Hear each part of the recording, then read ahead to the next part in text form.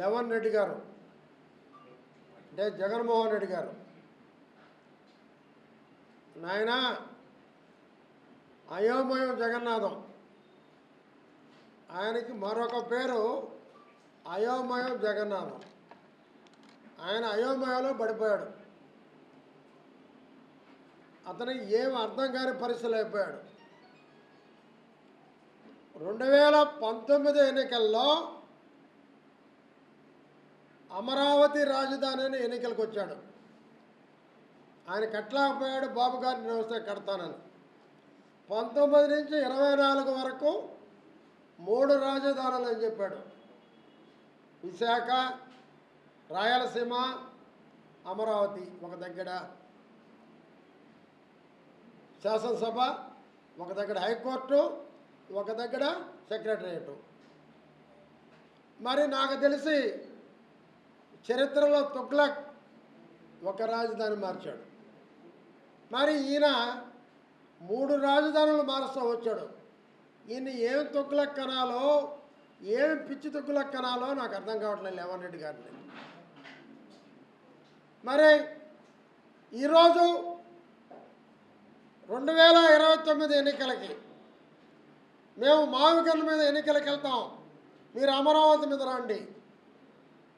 ఏం మాట్లాడుతున్నావు?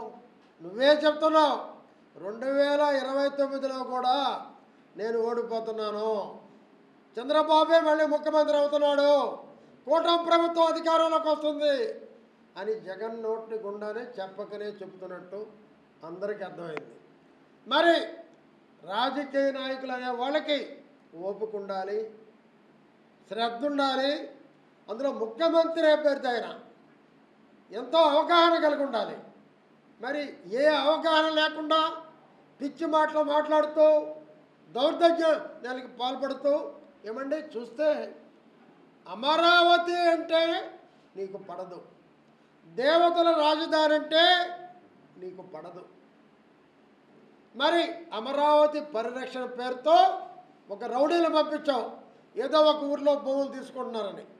మళ్ళీ 40,000 ఎకరాలు కావాలి, ఈ రాష్ట్రం భారతదేశంలో కల్లా ఒక పెద్ద రాజధాని కావాలి అని రాజనీతిజ్ఞుడైన చంద్రబాబు నాయుడు గారు చేసే ప్రయత్నంలో మరో 40 ఎకరాలు అక్వైర్ చేయాలని చెప్పి మంత్రివర్గ నిర్మాణం తీసుకుంటే, ఏదో ఒక ఊర్లో 4 ఇవ్వలేదని వాళ్ళకి సపోర్టుగా అమరావతి పరిరక్షణ పేరుతో, ఏమండి అయోమయం జగన్నాథం, అయ్యా అయోమయం జగన్నాథం, అమరావతి పరిరక్షణ ఎక్కడి నుంచి వచ్చింది నీకు పేరు?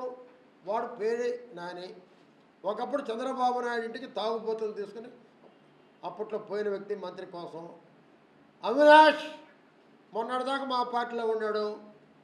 మరి ఇంకొకడు చూస్తే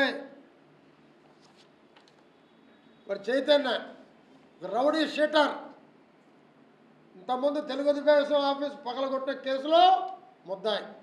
వీళ్ళందరితో వెళ్ళి అక్కడ రైతులతో గొడవపడి, వాళ్ళ చేత కోడిగుడ్లతో కొట్టించుకొని, వాళ్ళ చేత టమాటాలతో కొట్టించుకొని, మీ రౌడీలు రాళ్ళేస్తే వాళ్ళ మీద పడి చివరికి పోలీసు కానిస్టేబుల్ కూడా గాయపడిన పరిస్థితి ఉందంటే, ఈ రాష్ట్రంలో శాంతి పద్ధతుల్ని విఘాతం కలిగించాలి, ఈ రాష్ట్రాన్ని సర్వనాశనం చేయాలి అని కంకణం కట్టుకుంది అయోమయం జగన్నాథం రెడ్డి కాదా అని అడుగుతున్నా. అయోమయం జగన్నాథ్ రెడ్డి కాదా అని అడుగుతున్నా. ఏం లెవన్ రెడ్డి, ఏం జగన్ రెడ్డి, సమాధానం చెప్పు. ఇకపోతే రాజధాని అమరావతి శరవేగంగా అభివృద్ధి చెందుతుంది, పరిశ్రమలు వస్తున్నాయి, వేల కోట్ల పెట్టుబడులు వస్తున్నాయి, అనేక ఉద్యోగాలు వస్తున్నాయి, నిరుద్యోగ సమస్య తీరిపోబోతుంది, రాష్ట్రానికి ఆదాయ వనరులు పెరిగిపోతున్నాయి. ఎలా ఈ రాష్ట్రాన్ని కళ్ళల్లో నిప్పులు పోసుకొని అమరావతి మీద, అమరావతి వద్దు మావికని అంటున్నాయంటే ఫ్యాక్టరీ వాళ్ళని బెదిరించడమే, పెట్టుబడిదారులని ఇదొక బెదిరింపే అని నేను మనవి చేస్తున్నా. లేకపోతే మొన్న మెడికల్ కాలేజీలో అన్నిటికీ ప్రైవేటు పరం చేసి బాగా చేయాలని చంద్రబాబు అతను టెండర్లు పిలిస్తే, నేను వస్తే అందరినీ రద్దు చేస్తా అని బెదిరించడం చూస్తే నువ్వు ఈ రాష్ట్రాన్ని సర్వనాశనం చేసింది కాక అభివృద్ధి చేసే చంద్రబాబు నాయుడికి అడ్డు తగులుతుందా కాదా అని అడుగుతున్నా. సమాధానం చెప్పమని అయోమయ రెడ్డిని, జగన్నాథ రెడ్డిని, లెవన్ రెడ్డిని అడుగుతున్నా, వాళ్ళ పార్టీ వాళ్ళని అడుగుతున్నా. దమ్ముంటే సమాధానం చెప్పండి. మీ హయాంలో ఒక్క ఫ్యాక్టరీ, విశాఖ కాదు, అమరావతి కాదు, నెల్లూరుకి అడుగుదాం. మన నెల్లూరులో మనం ఉన్నాం. ఒక్క ఫ్యాక్టరీ తెచ్చావా? ఈనాడు బిర్లా ఫ్యాక్టరీ అక్టోబర్ 15 ఓపెన్ కాబోతుంది. నిన్న ఒక ఫ్యాక్టరీ, అదే రకంగా ఎన్నో ఫ్యాక్టరీలు నెల్లూరు రాబోతున్నాయి. చంద్రబాబు తోటి లోకేష్ గారు, పవన్ కళ్యాణ్ గారు కలిసి కూటమి ప్రభుత్వం బ్రహ్మాండంగా ప్రయత్నిస్తుంటే, జనాల్లో హర్షాతిరేకం అవుతుంటే, ఈ రాష్ట్రం సర్వనాశనమైన రాష్ట్రాన్ని రక్షించేదానికి చంద్రబాబు పూనుకుంటే మరి నీ ఉద్దేశం ఏంది అర్థం కావట్లా.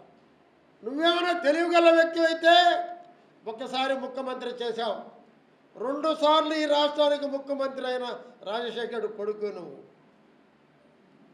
పార్లమెంటులో అన్ని పార్టీల మద్దతుతో చట్టబద్ధత అమరావతికి కల్పిస్తే నీ పార్టీ తప్ప, 1, 2 ఉండాలి, నీకు ఎన్నో ఉండాలి నాకు తెలియదు, లెక్క కూడా తెలియదు. నీ పార్టీ తప్ప అన్ని పార్టీలు మద్దతు ఇస్తే చట్టబద్ధత కల్పిస్తే దాన్ని